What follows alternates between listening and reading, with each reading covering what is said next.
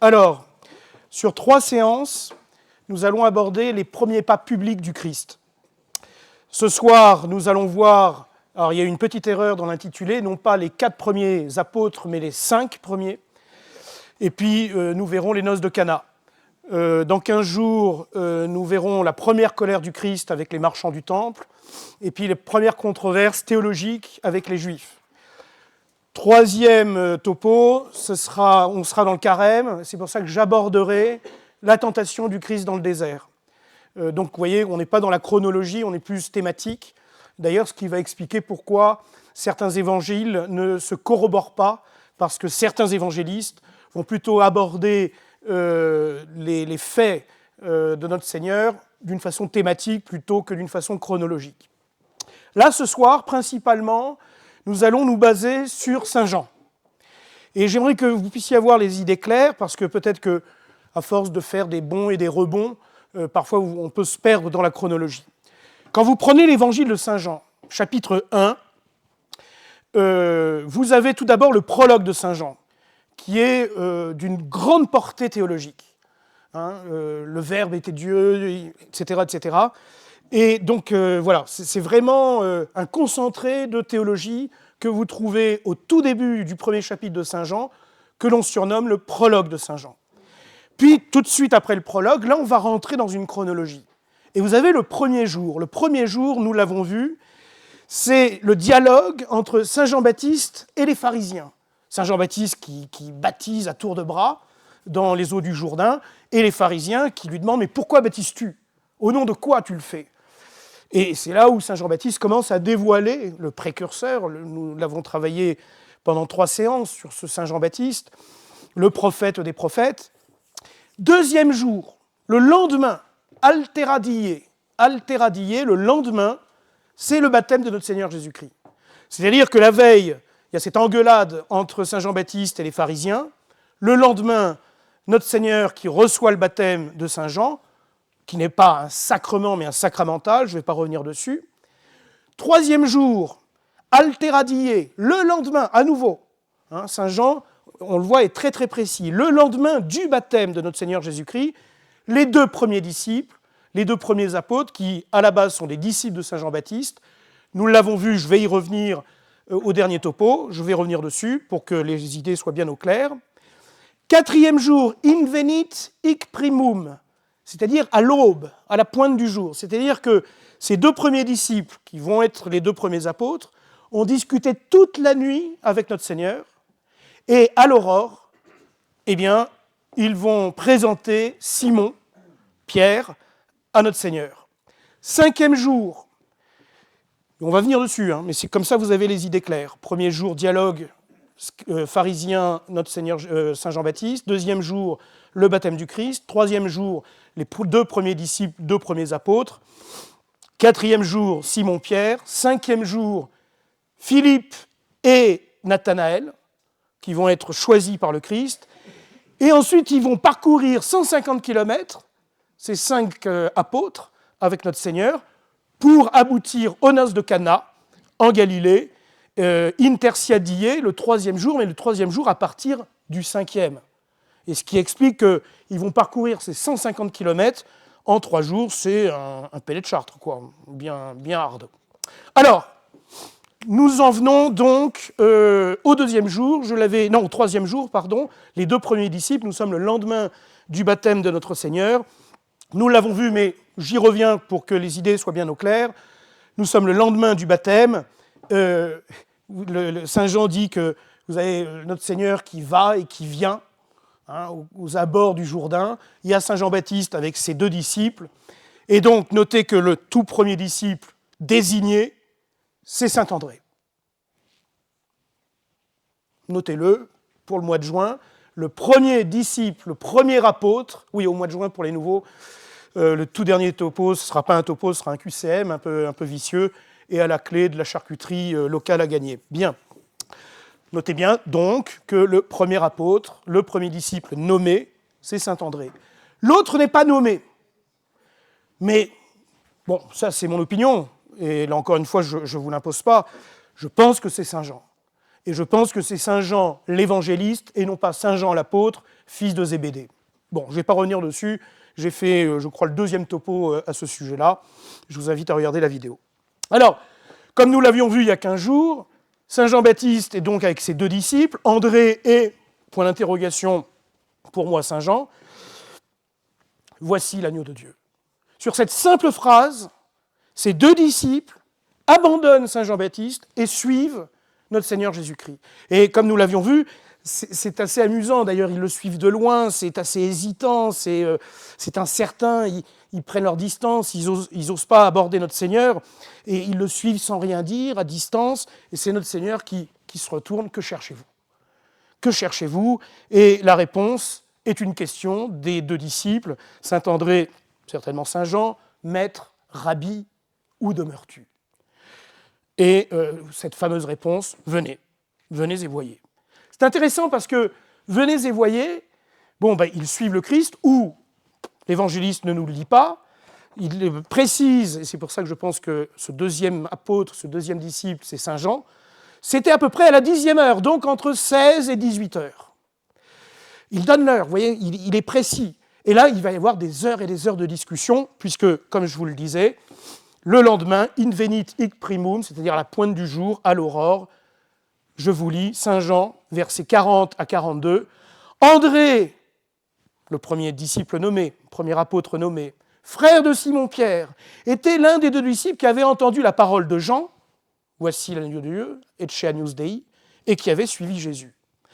Il trouva d'abord Simon, alors d'abord, la traduction, je vous dis, in venit hic primum, à la pointe du jour, à l'aurore.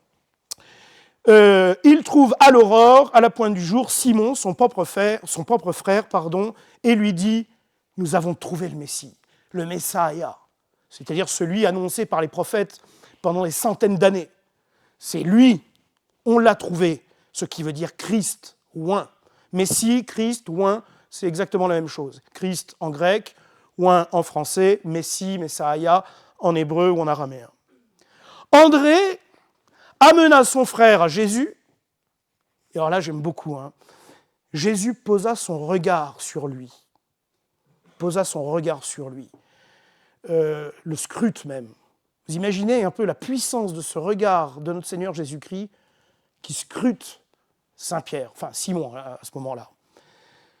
Tu es Simon, fils de Jean, tu t'appelleras Képhas, ce qui veut dire Pierre, verset 42. Vous voyez, c'est vraiment impressionnant. On voit la toute autorité de notre Seigneur Jésus-Christ qui dit, allez, tu t'appelles Simon, mais dorénavant, tu vas t'appeler Pierre.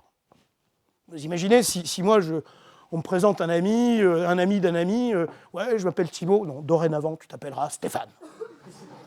Le truc, c'est... Et tout le monde s'exécute, il change de nom. Et dans la Bible, changer de nom, c'est très important. L'importance de donner un nom à son enfant, par exemple. Moi, je trouve ça phénoménal quand j'entends des parents qui disent « Ah non, je ne vais pas lui conférer le baptême parce que je veux qu'il soit libre de prendre sa décision plus tard, d'être baptisé. » Non. Mais déjà, tu lui as donné un nom. Alors, oui, il pourra changer de nom, mais tu as donné un nom. Le fait de donner un nom, le fait de nommer les choses, c'est quelque chose de très important. Et dans l'Ancien Testament, dans la Bible, on le voit, c'est un acte d'autorité de changer un nom, de donner un nom. Si on change un nom, c'est souvent parce qu'il y a une mutation de fonction, de situation. Vous avez Abraham qui devient Abraham, Sarai qui devient Sarah, Lévi qui va devenir Matthieu, et là, Simon qui devient Pierre. Très important ça. On voit l'autorité de notre Seigneur, et Simon ne dit rien, ne moufte pas. Et dorénavant, tout le monde l'appellera Pierre. Alors voilà pour ce donc 4e jour. 3e apôtre. André, point d'interrogation pour le 2e, Saint Jean selon moi, mais vous en faites ce que vous voulez. En tout cas, le 3e, Simon Pierre, qui va devenir le chef des apôtres, le premier pape. Et depuis, tous les papes sont des successeurs de Pierre. Si on doit croire l'ordre chronologique, il a nommé Pierre, on doit accepter quoi ? Qu'il a nommé Pierre à ce moment-là, au moment où il fait sa profession de foi ou... Non, à ce moment-là. C'est à ce moment-là que Simon devient Pierre. Donc le moment où il dit « Dorénavant je t'appellerai Pierre et sur cette pierre je bâtirai cette église ». Ah mais ça, son nom est déjà donné. D'accord. Ça, c'est bien après, c'est 2 ans, 3 ans après. Pierre, tu es Pierre, sur cette pierre, je bâtirai mon église. Mais ça, on est 2 ans, voire 3 ans après.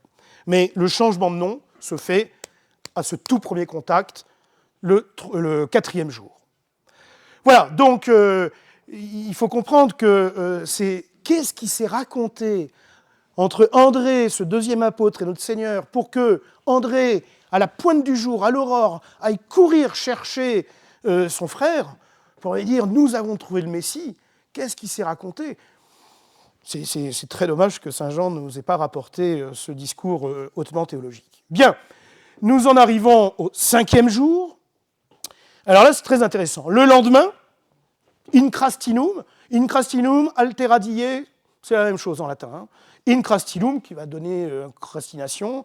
Le lendemain, Jésus décida de partir pour la Galilée, verset 43. Il trouve Philippe et lui dit « Suis-moi ». Pam ! Aussi directif que pour Simon-Pierre.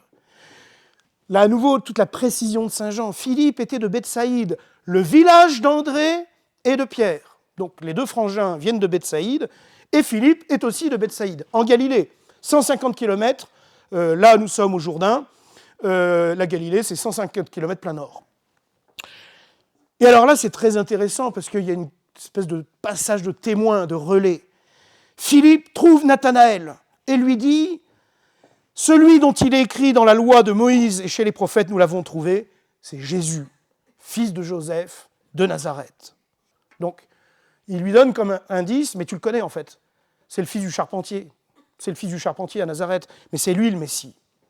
Alors, réponse de Nathanaël. On sent que Nathanaël, il maîtrise les Écritures. En règle générale, notez-le, les Galiléens maîtrisaient les Écritures, en règle générale. C'est un peuple assez pieux. Nathanaël répliqua, « De Nazareth, peut-il sortir quelque chose de bon ? Il n'y a rien dans les Écritures à propos de Nazareth. » Et là, Philippe, il va avoir exactement la même réponse que le Christ fit aux 2 premiers, André et l'autre. « Viens et vois. » Notre Seigneur avait dit « Venez et voyez. » Viens, vois. Et lorsque Jésus voit Nathanaël venir à lui, alors là aussi, ces dialogues sont vraiment impressionnants. Jésus voit Nathanaël débarquer, récupéré par Philippe. Voici vraiment un Israélite. Il n'y a pas de ruse en lui. Nathanaël lui dit, mais d'où tu me connais ? Je te connais, d'où tu me connais ? Jésus lui répond, avant que Philippe t'appelle, quand tu étais sous le figuier, je t'ai vu. On va venir sur cette phrase très énigmatique. Nathanaël lui dit, Rabbi, c'est toi le Fils de Dieu. Et c'est quand même impressionnant. C'est toi le roi d'Israël. Jésus reprend, je te dis que je t'ai vu sous le figuier, et c'est pour cela que tu crois, tu verras des choses plus grandes encore. Et il ajoute, Amen, Amen. Ça, c'est très juif, c'est très sémitique, c'est vraiment très solennel. Amen, Amen, je vous le dis, vous tous, là, les 5, vous verrez le ciel ouvert et les anges de Dieu monter et descendre au-dessus du Fils de l'homme. Alors, je vais expliquer ce passage. Donc, notre Seigneur Jésus-Christ est baptisé par Saint Jean-Baptiste à 150 km de la Galilée, dans les eaux du Jourdain, un lieu qui s'appelle Batabara, Agmatas plus précisément, Agmatas qui en arabe veut dire baptême ou immersion. C'est marrant, en arabe c'est la même chose, baptême et immersion. Donc nous sommes dans le Jourdain, nous ne sommes pas très loin de Jérusalem, Jérusalem est plein ouest. Nous sommes en dessous de la mer Morte est plein sud, mais on est du côté jordanien. D'accord ? Et d'ailleurs, encore aujourd'hui, Betabara, Al-Maktas se trouve en Jordanie. On n'est plus du côté d'Israël. Et donc, à ce jour-là, le 5e, nous avons donc notre Seigneur qui décide de partir avec ses 3, André, l'autre, et Simon-Pierre, pour retourner en Galilée. Ils sont tous galiléens. C'est très intéressant, ça. Est-ce que c'est localiste, comme diraient les surfeurs ? Est-ce que c'est nationaliste ? Que sais-je ? En tout cas, il se prend à 150 km de Galilée, 3 Galiléens. Et là donc, pour le coup, Philippe est désigné par notre Seigneur. Les 2 premiers, non, c'est eux qui suivent le Christ. Simon-Pierre, non, il est amené par André, son frère. Par contre, Philippe, le 4e, alors lui, il est choisi par notre Seigneur. Philippe, il est galiléen lui aussi. D'ailleurs, il a un nom grec, Philippe. En grec, ça veut dire « ami des chevaux ». Suis-moi. Suis-moi. Et on voit à nouveau cette autorité, auctoritas de notre Seigneur, et aussitôt Philippe le suit, et avant de le suivre, vas-y, qu'il engage, il chope Nathanaël. Nathanaël, là pour le coup, c'est un nom hébreu, qui veut dire don de Dieu. Notez que Nathanaël, c'est son nom, j'allais dire officiel, mais les autres évangélistes, donc les synoptiques, je rappelle, les synoptiques, ce sont Marc, Matthieu, Luc. Quand on parle des synoptiques, nous parlons de ces trois évangélistes, de ces trois évangiles. Marc, Matthieu et Luc.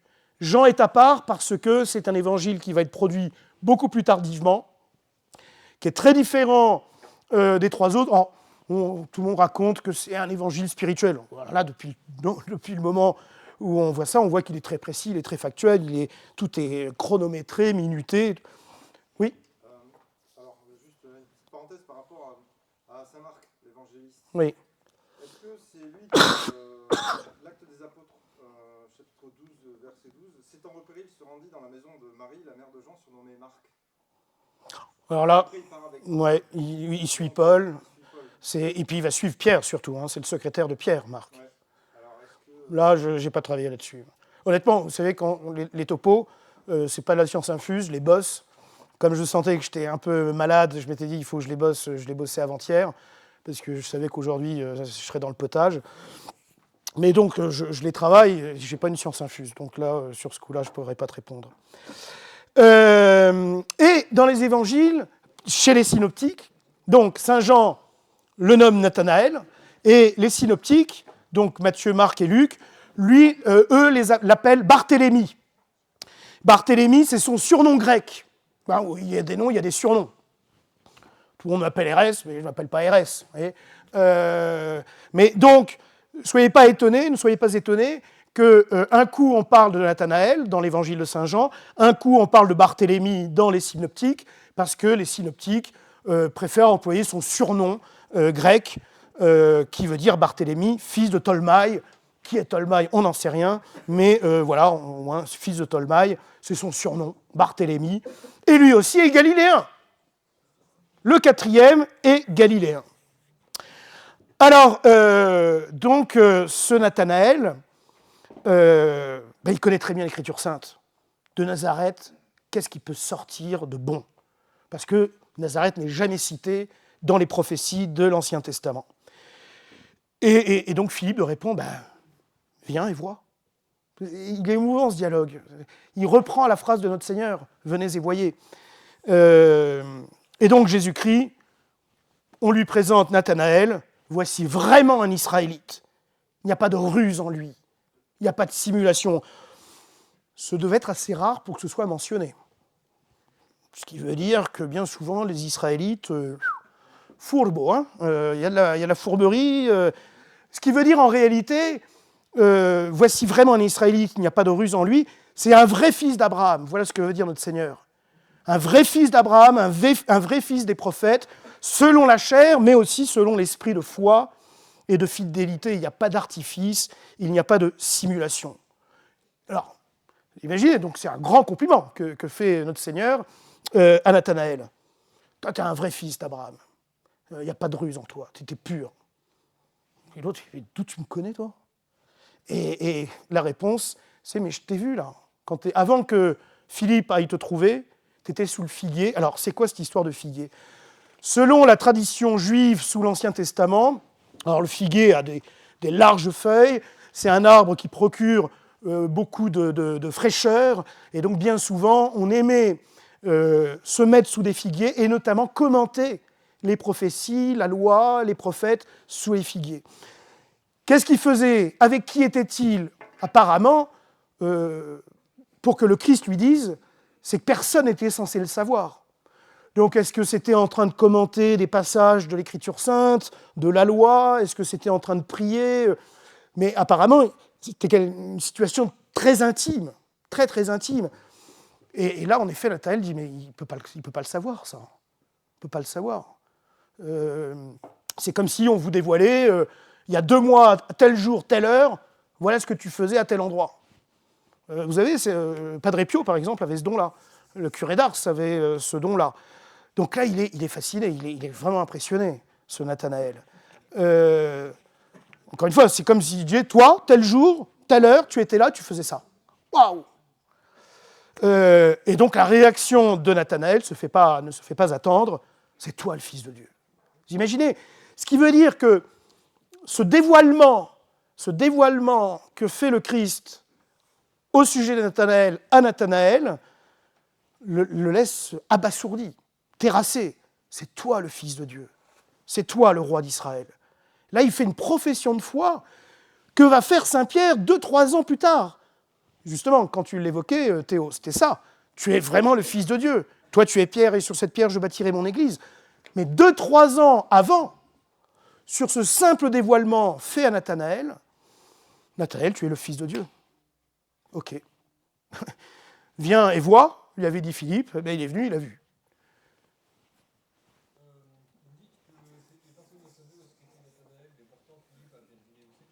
Mais non, parce que justement, c'était avant que Philippe ne trouve Nathanaël, et Philippe ne l'a pas trouvé sous le figuier.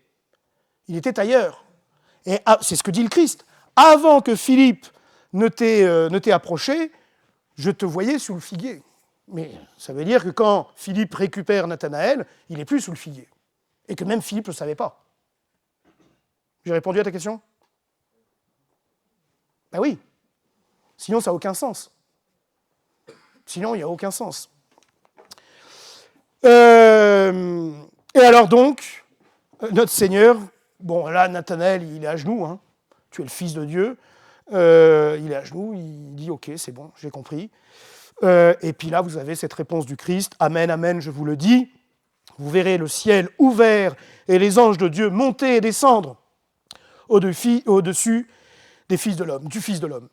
En d'autres termes, je viens de te faire une révélation, mais accroche-toi, tu vas voir beaucoup plus que ça. Alors évidemment, c'est une allusion à Jacob avec son échelle sous l'Ancien Testament, mais ce qui veut dire par là, donc l'échelle représente ce pont entre la terre et le ciel, hein, où Jacob a cette vision d'anges qui montent et qui descendent, le pont, le pontifex, le pont avec un grand P, le pontifex avec un grand P, c'est notre Seigneur Jésus-Christ, il est ce pont entre la terre et le ciel, entre notre monde et le monde divin.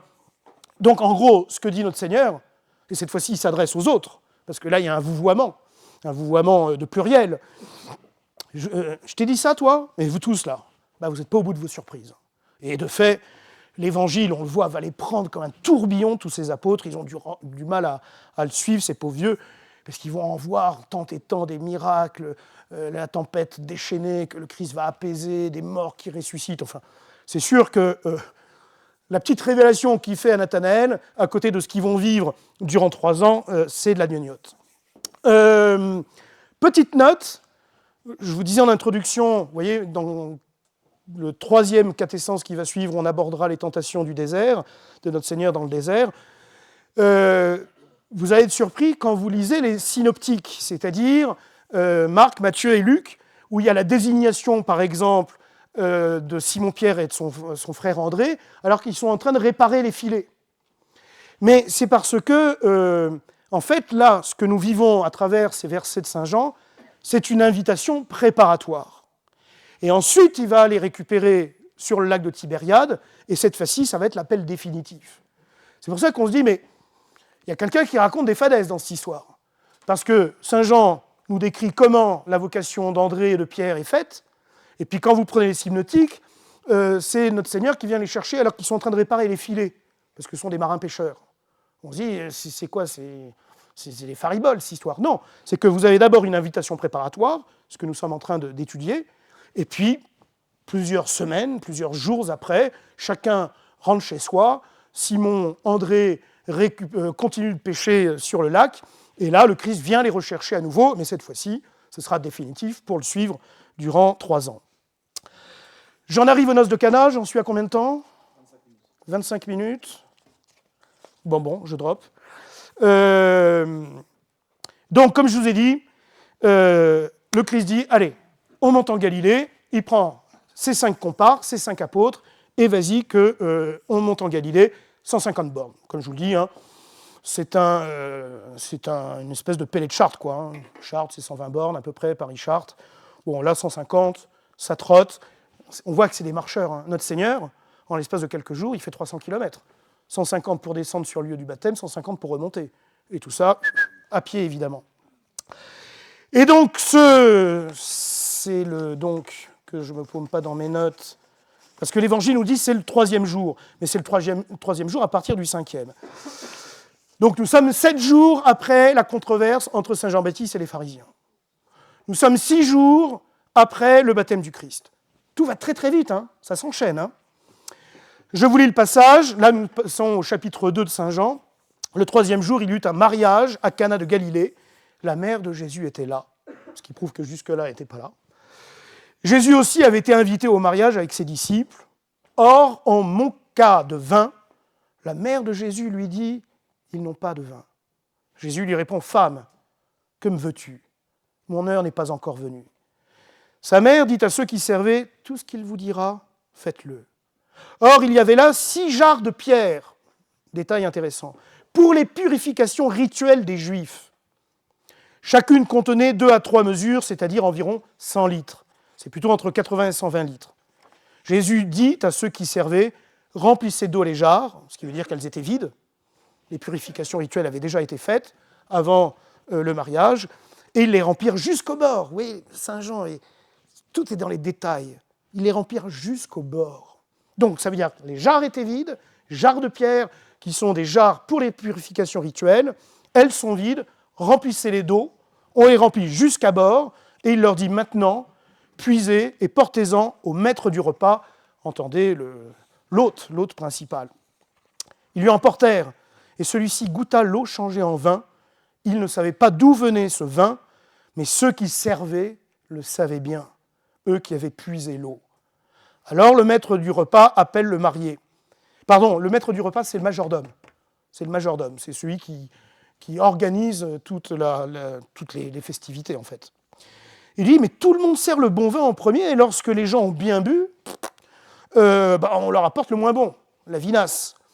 Mais toi, tu as gardé le bon vin jusqu'à maintenant. Ce qui veut dire que nous sommes sur la fin du mariage. Un mariage juif, c'est 1 semaine.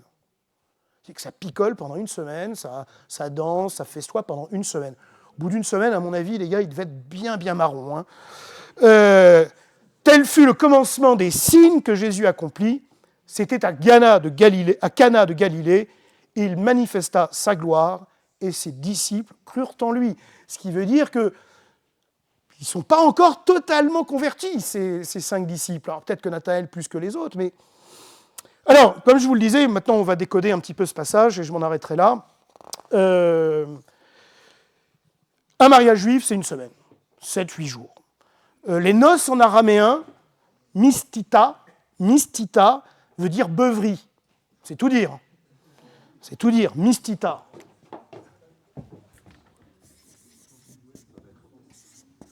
Ah, est-ce que ça va être au test ? Mistita. Ça donne le ton. Hein. Le H, j'ai mal positionné le H. Le H est là. Je ne suis pas un spécialiste en araméen ni en hébreu. Alors, c'est très intéressant. Donc, vous avez cette fiesta. Les indices portent à croire que nous sommes sur la fin de cette semaine de fiesta, sur la fin de ce mariage. Donc, on doit être au 6e, 7e jour. Comme je vous le dis, à mon avis, tout le monde est à moitié rôti. Et vous avez la Sainte Vierge qui dit « ils n'ont pas de vin ». On imagine toute cette douceur. Il faut faire attention, elle ne dit pas ça, c'est pas parce qu'un serviteur la prévient. Souvent, l'iconographie, et d'ailleurs je crois que l'image d'illustration, où on voit un serviteur chuchoter à l'oreille de la Sainte Vierge, en fait, quand vous regardez le texte, pas du tout. Il n'y a que Saint Jean qui narre les noces de Cana. Ce qui veut dire que, à nouveau, pour moi, c'est Saint Jean l'évangéliste. Ce n'est pas rapporté par les synoptiques. Il n'y a que l'évangile de Saint Jean qui évoque avec précision les noces de Cana. Les autres n'en parlent pas. Mais souvent, on voit donc un serviteur qui chuchote dans l'iconographie chrétienne. Ça fait de magnifiques tableaux, j'ai rien contre, bien au contraire. Mais le texte, non. Il n'y a personne qui intervient auprès de la Sainte Vierge, qui est une invitée parmi les autres, parmi d'autres. Elle n'est pas prévenue. Elle observe, elle voit, elle comprend. Et puis elle intercède auprès de notre Seigneur. Ça, c'est toute la Sainte Vierge. La délicatesse de la très Sainte Vierge Marie qui regarde la situation et qui va intercéder auprès de son divin Fils. Et remarquez la discrétion de cette phrase. Ils n'ont pas de vin, ils n'ont plus de vin. Elle ne dit pas fais quelque chose, bouge-toi, etc. Allez, vas-y, sors ta baguette. Ils n'ont pas de vin. Et puis, c'est vrai que la réaction de notre Seigneur est très troublante. Je ne vais pas gloser, j'ai lu 1000 interprétations sur le mot femme, la portée du mot femme. Femme. Femme n'est pas insultant, femme n'est pas méprisant, n'est pas irrévérencieux, mais solennel. D'ailleurs, il va reprendre, normalement un juif dans l'intimité, quand il s'adresse à sa mère, il l'appelle mère ou ma mère, hein, pas femme. Femme, c'est très solennel. Madame, c'est comme si, moi je vous vois mes parents, mais j'ai appelé maman madame. Si je devais lui dire ça, c'est que j'ai quelque chose de... Enfin, je ne l'ai jamais dit d'ailleurs, hein. Je crois qu'elle serait très étonnée, madame. Il va reprendre cette expression à la croix, sur la croix. Quand il y a Saint Jean et la très sainte Vierge Marie, au pied de la croix, femme, voici ton fils. Donc ce mot femme n'a rien de méprisant, n'a rien de repoussant. Au contraire, il est quelque chose... Il désigne l'intensité, la solennité du moment, comme sur la croix. Ce qui veut dire que ce miracle, qui est le tout premier miracle public du Christ, montre la solennité de ce miracle. Par contre, après, il dit, mais que me veux-tu ? On traduit souvent, qu'y a-t-il entre toi et moi ? Moi, cette traduction-là, je ne l'aime pas beaucoup. D'ailleurs, c'est la traduction que prend Loisy. Loisy est le père du modernisme, condamné par le pape de l'époque, Saint Pie X. Alors Loisy, il prend cette traduction, qu'y a-t-il entre toi et moi, comme pour nier une espèce de communauté entre la très sainte Vierge et Notre-Dame. Mais si vous prenez d'autres commentateurs exégètes, alors là, pour le coup, de vrais catholiques, je pense à Pirot, Clameur, Filion, c'est une formule, en effet, pour repousser une intervention, décliner une invitation inopportune, et qui se traduirait plutôt par « Mais pourquoi une telle demande ? Pourquoi me mêler à cette affaire ? Moi, je n'obéis. » Et d'ailleurs, cette phrase « Que me veux-tu » s'explique par la phrase suivante « Mon heure n'est pas encore venue. » En d'autres termes, notre Seigneur dit à sa Sainte Mère « Moi, je ne reçois d'ordre que de mon Père. » Or là, je n'ai rien reçu comme ordre. Voilà. Il ne reçoit d'ordre que de son Père. Préfiguration, d'ailleurs, « Mon heure n'est pas encore venue », préfiguration de la passion et de la croix.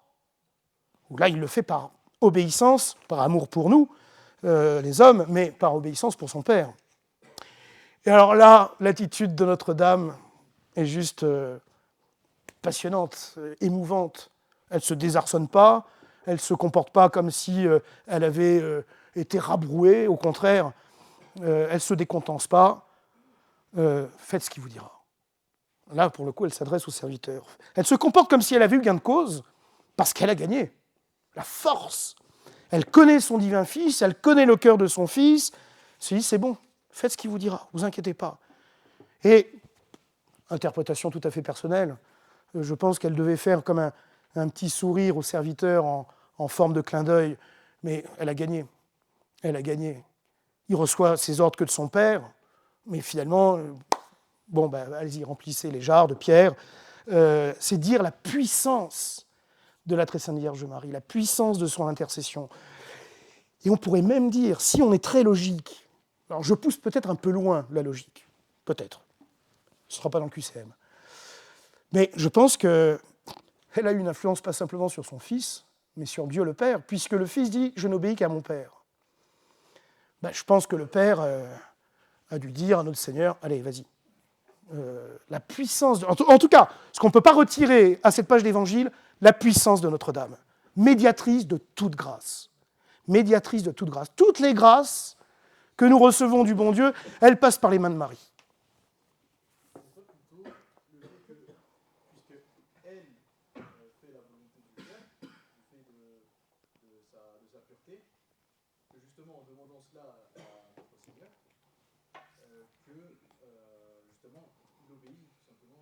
Alors, théologiquement parlant, on ne peut pas dire qu'il obéit à Notre-Dame. Il n'obéit qu'à Dieu le Père. Mais en tout cas, ce que l'on peut dire, c'est qu'il agrée. Il agrée, du verbe agréer, il agrée la demande de Sainte Mère. Ça, c'est une évidence. Mais ce que l'on peut retenir, à minima, sans erreur théologique, sans crainte d'errer dans la foi, c'est la puissance de Marie auprès de son Fils.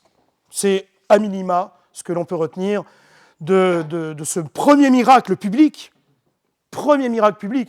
Vous avez l'apocryphe de l'évangile de saint Thomas, où on voit l'enfant Jésus, mais j'ai déjà évoqué ces fadaises, là, où l'enfant Jésus, il prend une boule de terre, il souffle dessus, ça devient des moineaux, il s'amuse avec les moineaux. Mon Dieu.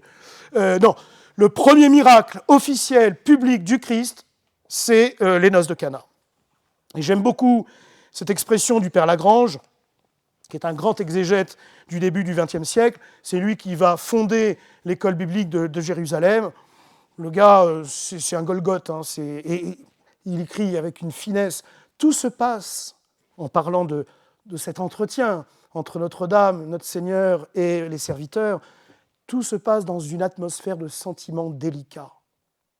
C'est entrer dans l'esprit du texte que de le comprendre ainsi. Oui, c'est plein de délicatesse. Ce dialogue entre notre Seigneur et sa Sainte Mère, c'est de la délicatesse et de la pureté d'intention, c'est magnifique. Et alors donc, le miracle s'opère, l'eau est changée en vin. Donc, pourquoi Saint Jean précise des jarres en pierre? Parce que les jarres où on servait de l'eau pour boire, c'était plutôt des jarres en terre cuite. Les jarres de pierre sont en effet des jarres rituelles, de lavement, pour se laver de la poussière, on est dans un pays très poussiéreux, des chemins de terre, etc. On l'a déjà évoqué quand on parle de Saint Jean-Baptiste et des lanières des sandales. Vous le voyez bien souvent dans l'Évangile, où on nettoie les pieds des arrivants, parce qu'encore une fois, on est plein de poussière, plein de terre. Mais il y a aussi l'aspect spirituel, d'ailleurs, Saint Jean le précise, les ablutions pour se nettoyer de nos péchés, un peu comme nous, au début de la messe, avec le confiteor, pour se débarrasser de nos péchés véniels. Les péchés mortels ne pouvant être effacés que par le sacrement de la confession. Mais donc, voilà pourquoi cette précision, on va se servir des jarres de pierre. Ça aurait pu scandaliser. Enfin non, on ne va pas servir de l'eau ou du pinard avec des jarres rituelles, religieuses. Mais en fait, ça veut dire quoi? Ça veut dire qu'on change d'alliance. On est passé de l'Ancien au Nouveau Testament. Le vrai temple ne va plus être Jérusalem, ce sera le Christ, mais ça on le verra avec les marchands du temple. Ce sera le prochain topo, quand il est fou dehors, avec une violence incroyable. Mais reprenons les petits détails. Qu'est-ce qui se passe? C'est qu'en réalité, si vous regardez, il dit il y en avait 6, jarres de pierre, jarres rituelles, environ 100 litres. C'est plutôt 80-120 litres. Mais ça veut dire que le miracle s'opère sur 600 à 700 litres de vin. Vous imaginez le truc? 600-700 litres. C'est pas un cubi, comme au fond de la salle. Donc, ce qui veut dire que nous sommes vraiment sur la fin du mariage, parce qu'un mariage, c'est des dizaines et des dizaines de personnes. Pour égaler des dizaines de personnes, 600-700 litres, on ne va pas très loin. Nouveau détail qui nous fait penser que nous sommes sur la fin de la semaine de ce mariage. Et donc, l'étonnement.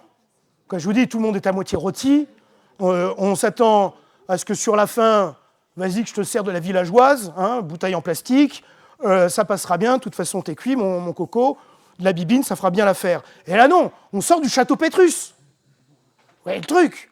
On sort un grand vin. Et les gars sont vachement étonnés, tout le monde est étonné. Forcément, c'est un vin miraculeux. Je pense que même à Château Pétrus, à mon avis, ça ne devait pas aller jusque-là, c'est le premier miracle. Alors, on pourrait être étonné, je termine là-dessus, j'en suis à combien? 40 minutes. Bon, c'est parfait. On pourrait être étonné, pourquoi le premier miracle du Christ, c'est de changer de l'eau en vin. On aurait pu imaginer que le premier miracle public du Christ soit une guérison, la résurrection d'un mort. Ça laisse perplexe. Non, premier miracle, lors d'une fiesta, je vais changer de l'eau en pinard.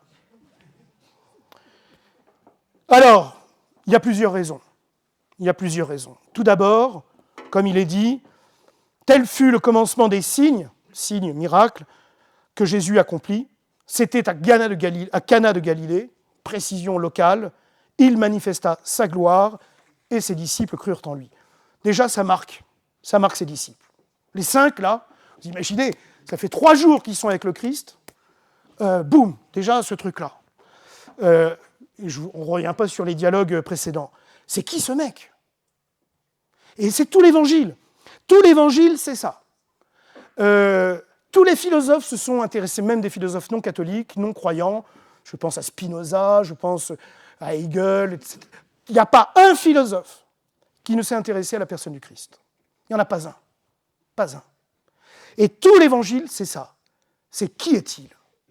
Qui est-il? L'identité. Et voilà pourquoi le Christ dit de lui-même qu'il est la pierre angulaire. Il fait l'angle. Soit du côté du Christ, soit pas du côté du Christ. Soit vrai Dieu et vrai homme, soit je tombe dans l'hérésie et dans l'erreur. Qui suis-je? C'est la question qu'il va d'ailleurs poser à ses apôtres au fait de sa gloire. On viendra sur ce dialogue incroyable où il convoque ses apôtres. Alors, qu'est-ce qu'on dit de moi? Certains pensent que tu es Élie, certains pensent que tu es Saint Jean-Baptiste ressuscité. Bon, ok, très bien. Je sais ce qu'on dit de moi. Mais vous, pour vous, qui suis-je? Et c'est toute la question qu'il nous pose, c'est tout le sujet de l'Évangile. Les Évangiles, c'est l'identité de notre Seigneur Jésus-Christ. Deuxième raison, eh bien parce qu'à partir de ce moment-là, le mariage ne devient plus simplement une institution naturelle, mais le mariage est élevé à la dignité de sacrement. Pourquoi? Parce que notre Seigneur n'est plus un invité parmi d'autres, il s'implique dans le mariage, c'est plus un simple spectateur, un simple invité, mais il entre dans le mariage. Il entre dans le mariage comme il entre dans tout mariage sacramentel. C'est à partir de ce moment-là, et l'Église, d'une façon constante, a dit le mariage est élevé à la dignité de sacrement à ce moment-là. Premier miracle public, premier sacrement qui est véritablement, alors, on peut discuter, on l'a déjà évoqué avec le baptême du Christ dans les eaux du Jourdain, est-ce que c'est à ce moment-là que le baptême est institué comme sacrement? Certains théologiens pensent que oui, dont saint Thomas d'Aquin, d'autres pensent que non, c'est plus tard. Bon bref, toujours est-il que l'Église, d'une façon unanime, constante, perpétuelle, a toujours dit le mariage a été institué comme sacrement à partir des noces de Cana. Troisième raison, pourquoi ce premier miracle public est-il cette transformation miraculeuse d'eau en vin? Eh bien, c'est la préfiguration de la passion, de la mort sur la croix. Ces objets qui étaient destinés à la purification rituelle, ces jarres de pierre, vont être remplacés par le Christ qui est venu pour nous purifier efficacement de nos péchés. Il est venu pour nous donner son précieux sang. Le sang, le vin sont très liés sur la croix qui nous lave de nos péchés. Et si vous ne voyez pas les noces de Cana, le miracle des noces de Cana, dans la perspective de la croix, de la passion, de la mort de notre Seigneur, vous n'avez rien compris aux noces de Cana. Les noces de Cana s'expliquent, se renvoient à la passion et à la croix. Et puis, comme je vous le disais, quatrième élément, pour ce premier miracle public du Christ, eh bien, la puissance de Marie. La puissance de la très sainte Vierge Marie. Ce premier miracle du Christ le fut par Marie, par l'intercession de Notre-Dame. Est-ce qu'il y a des questions? Je suis content d'être arrivé jusqu'au bout. Mais... Oui, pardon, tu avais une question. Oui. Vous avez parlé de la Nouvelle Alliance. Puisque l'Ancienne Alliance aboutit sur la Nouvelle Alliance, est-ce qu'on peut dire que du coup, elle est caduque. Elle est caduque. L'Ancienne Alliance est caduque. L'Ancienne Alliance est caduque. C'est pour ça que dans la liturgie d'avant la Réforme, dans la Semaine Sainte, on parlait du peuple perfide. Alors, ça ne veut pas dire perfidie, ça veut dire perfide qui a perdu la foi. Dans la mesure où on ne reconnaît pas que c'est le Messie, eh bien, il y a une perte de foi. Elle est révoquée, elle est caduque. Ah, sinon, mon gars, on ne mangerait pas de porc. Hein. Saucisson. Pardon? Ben, le vrai Dieu, il est trinitaire. Père, Fils et Saint-Esprit. Comment? Oui, bien sûr. Mais ils n'ont pas, non, une foi explicite dans le vrai Dieu. Un vrai juif honnête, dira que le Christ est un menteur et un escroc. comme un musulman réfutera, et d'ailleurs pour eux c'est un grave blasphème qui mérite la mort, que de dire que notre Seigneur est Dieu. Je suis désolé, les choses sont ainsi. C'est pas pour autant qu'on va prendre l'épée et puis les passer tous au fil de l'épée. C'est non, oui, non. D'autres questions? On peut arrêter. Ah, pardon. Arrête.